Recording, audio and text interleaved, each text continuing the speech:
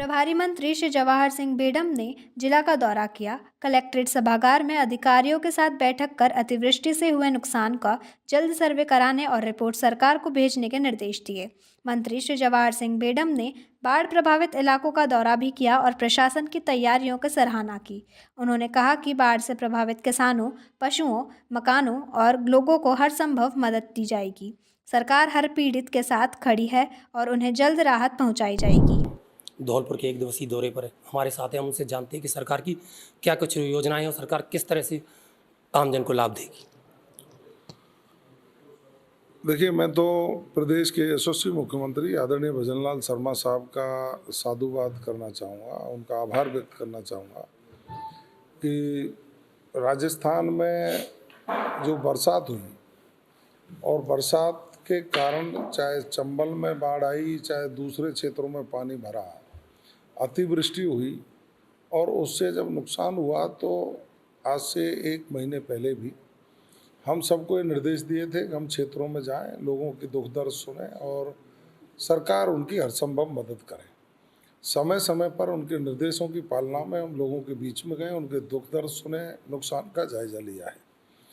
और अब फिर माननीय मुख्यमंत्री जी ने कहा कि आप लोग अपने परिवार के क्षेत्रों में और स्वयं के विधानसभा क्षेत्र में भी अतिवृष्टि या बाढ़ से जो नुकसान हुआ है, पीड़ित की हम हर संभव कैसे मदद कर सकते हैं, ये जिला प्रशासन के साथ बैठ करके तय करें। उसकी एक समीक्षा बैठक थी, हमने नुकसान का आकलन कर लिया है और तात्कालिक रूप से जो मदद कर सकते थे वो सारी मदद की, चाहे उनको विस्थापित करके उनके आवास की व्यवस्था करनी हो, चाहे उनके भोजन की व्यवस्था करनी हो, चाहे दवाइयाँ और डॉक्टर भेज करके उनके स्वास्थ्य की चिंता की और परमानेंट स्तर पर उनको विस्थापित किया जा सके, इसके लिए हम पट्टे जारी करने का हमारी प्रक्रिया चालू है। हम अक्टूबर के प्रथम सप्ताह में ही उनको पट्टे जारी करेंगे। जिला प्रशासन ने पूरी तैयारी कर ली है।